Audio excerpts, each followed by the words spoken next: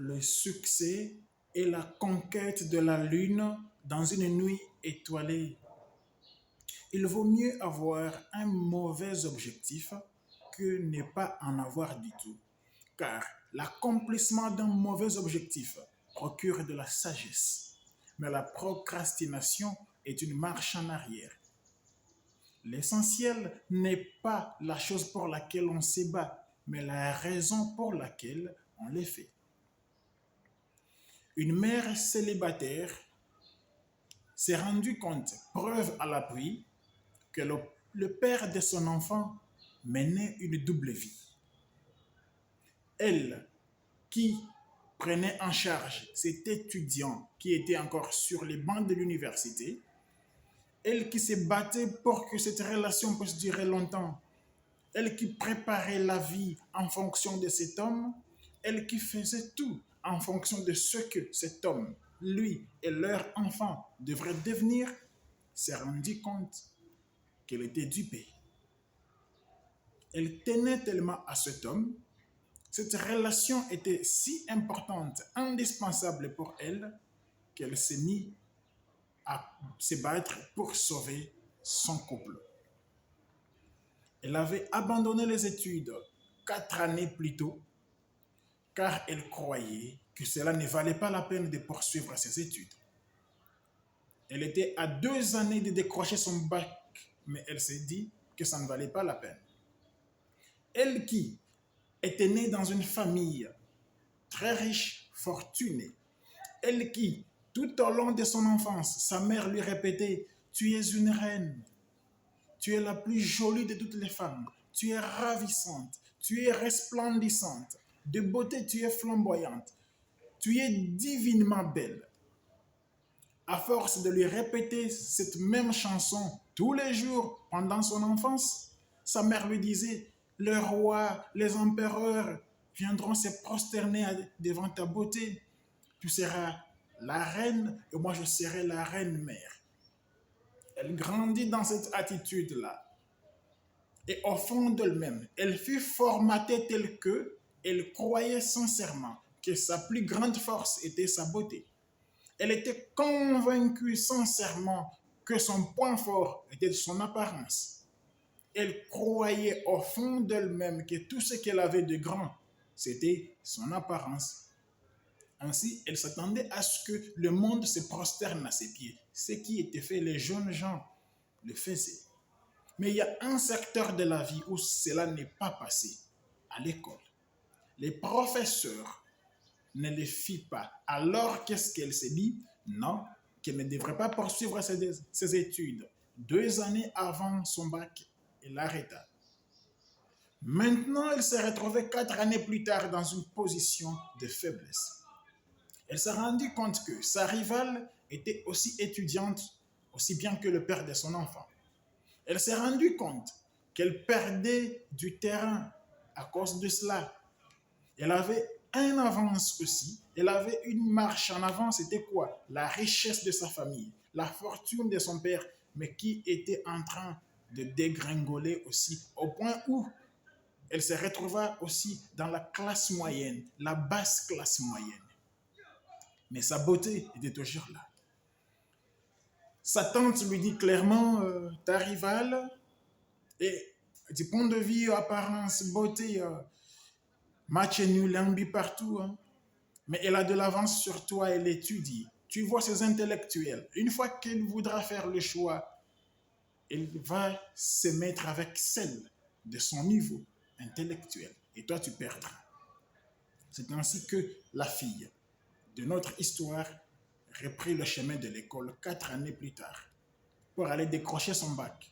La plus vieille fille du lycée, elle y retourna pour l'honneur, pour sauver son amour, pour récupérer son couple. Ce qui fut fait, mais pendant ce temps, son homme continuait toujours à mener une double vie. Elle supporta tout cela. Elle accepta, sachant que, se disant au fond d'elle-même qu'un jour, elle le récupérerait. Plus tard, tous finirent les études, son homme en avant avec sa rivale, et le moment fatidique arriva où l'homme devrait faire son choix pour la vie Et imaginez la suite. Il prit en mariage la deuxième et abandonnant la première, c'est-à-dire la mère de son enfant et son enfant. La fille se retrouva ainsi mise de côté. L'objectif qu'elle avait, celui de retourner sur les bancs de l'école en vue de sauver son couple, volé en éclats. Elle vit l'avenir en noir. Sa vie prit une tournure aussi brusque que brutale, mais elle ne baissa pas les bras. Elle poursuivit ses études et devint la plus brillante de tous les avocats de sa province.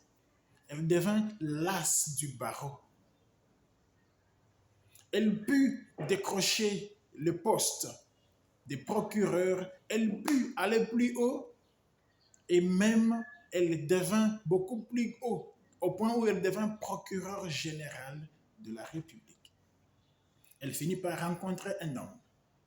Et elle s'est rendue compte que c'était exactement le type d'homme qu'il lui fallait. Qu'elle s'est cramponnée sur ce qui ne lui allait pas bien. Ce n'était pas le numéro ce n'était pas sa paire de chaussures sur laquelle elle s'est cramponnée, vu qu'elle lui faisait mal au doigt. Elle se retrouva avec l'homme qu'il fallait au bon moment, au bon endroit, dans de bonnes, très très bonnes conditions. Et son couple fut tellement heureux qu'elle s'épanouit dans tous les sens, professionnellement, personnellement, émotionnellement, rationnellement. Elle s'épanouit au point où elle ne s'était jamais sentie si bien de toute sa vie. Elle ne regretta jamais d'avoir rencontré le père de son enfant. Elle ne regretta jamais d'avoir eu son enfant avec cet homme-là. Elle ne regretta jamais d'avoir eu son enfant. Et surtout, elle remercia le ciel de ce qui s'était passé à cette époque-là. Qu'est-ce qu'elle était parvenue à faire, cette femme? Je vais te le dire maintenant. La première chose, elle est parvenue à se libérer des destins de la femme au foyer. Elle croyait sauver son couple, mais elle a fini par sauver son être de la vie de femme au foyer. Ce genre de femmes qui dépendent en tout et pour tout de leur époux et qui finissent par se retrouver anéanties par ces époux-là, tabassées par ces époux-là, la violence conjugale tombe sur elles. Ces femmes qui ne savent plus quoi faire, car leurs hommes les mettent à la porte jour et nuit, leur demandent de quitter le foyer et de partir. Elles ne peuvent pas partir parce qu'elles n'ont pas où aller. Elles dépendent en tout et pour tout de leurs hommes. Leurs familles sont tellement pauvres qu'elles ne sauraient plus y retourner, elles ne sauraient plus s'adapter à cette mode de vie-là. Elle ne peut plus y retourner car elle n'a plus où retourner. Sa famille n'a pas d'adresse au ciel, en enfer et sur la terre. Car dans sa famille, il n'y a personne de sérieux, personne qui puisse défendre cette femme-là, qui puisse l'amener, qui puisse la prendre en charge, qui puisse la récupérer, qui puisse la remettre sur les rails.